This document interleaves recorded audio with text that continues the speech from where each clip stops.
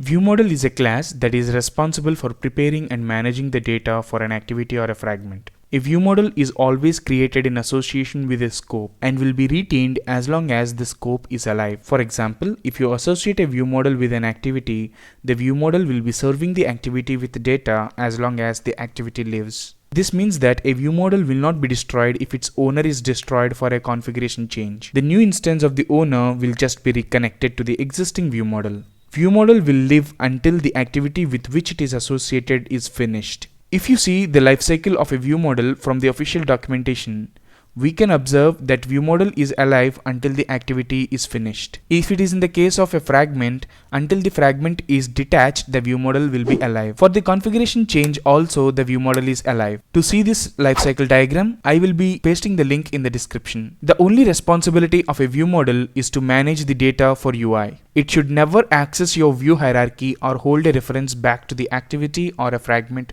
with which it is associated. With ViewModel, it is easier to separate out view data ownership from UI controller logic. Without any further delay, let's get our hands dirty.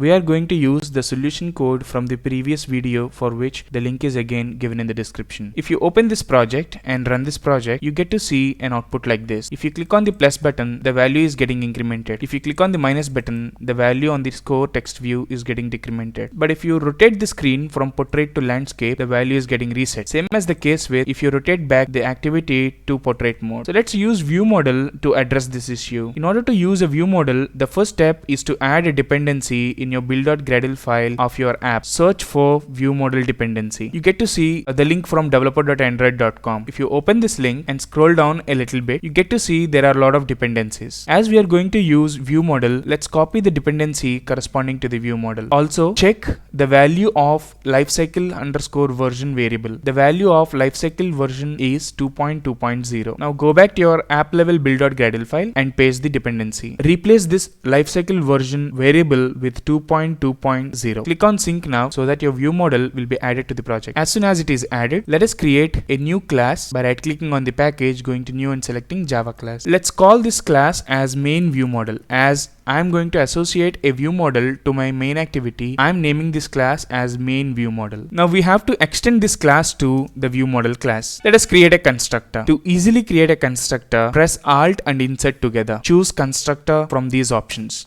Now inside this constructor, let us write a log statement, log.i, and in the tags place, let's give the class name, and in the messages place, I'll give ViewModel is created. Now come back to mainActivity.java and create a variable for your main ViewModel. Let's initialize this main ViewModel after the binding object initialization. Main ViewModel is equal to new main ViewModel. Let's write another log statement saying that the ViewModel is initialized. As we are writing this in main activity, the log tag should be main activity. And let's write the message saying that main ViewModel is initialized. Now if you run the app, and let's check the log also, and I wrote a log to display it in the info section, and let's search for main, which is common in both the tags. So as soon as the app runs, we can see that our ViewModel is created and as well as the main ViewModel is initialized. Now if I rotate the screen from portrait to landscape, which is also called the configuration change, I can clearly see that a ViewModel is created again, and again the main ViewModel is initialized. So for every configuration change, if your ViewModel is getting created, it is not going to serve the purpose of saving the data across the configuration chain. Instead of initializing main ViewModel, which is the object created for your ViewModel class, with the main ViewModel directly, we can use ViewModel provider. So let's use ViewModel provider and observe the difference. ViewModel provider, and for this you are supposed to pass the context, and then we have a method called get, and from get method we will call your main ViewModel class. Let's run this app and try to see our log statements. You can see that our log statements are cleared and we are getting ViewModel is created, and also we are getting main ViewModel is initialized. Now if I rotate the screen from portrait to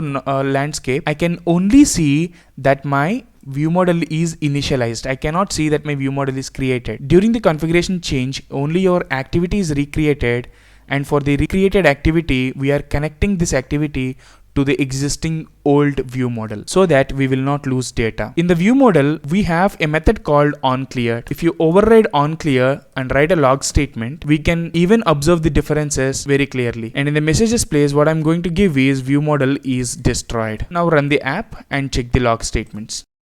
You get to see that view model is created and main view model is initialized. If you rotate the device, your view model will not be encountering onClear method. That's the reason you are able to see main view model is initialized, which is a log statement coming from the onCreate method of main activity. You rotate it back to portrait, even then your activity is initialized with the old view model. But if you click on the back button, which will finish this activity, you can see that view model is destroyed. Now let us see how do we save this score by using the main view model that is created. Copy this variable. Let's cut this variable from here and go to main view model and create the same variable in the main view model. From main activity, we get to see there are so many errors. So this score can be replaced by main view model object by calling the main view model, and on top of it we can call score, and then we can increment the score value. In the same way, when we are displaying the score also, in the place of score we call main view model dot score. Same as the case with the minus button. Call main view model, and on top of it call score and decrement the value. Main view model dot score. When the app is first run, we have to display the score by default. So binding object, and on top of it score dot set text. As we are going to display integer value,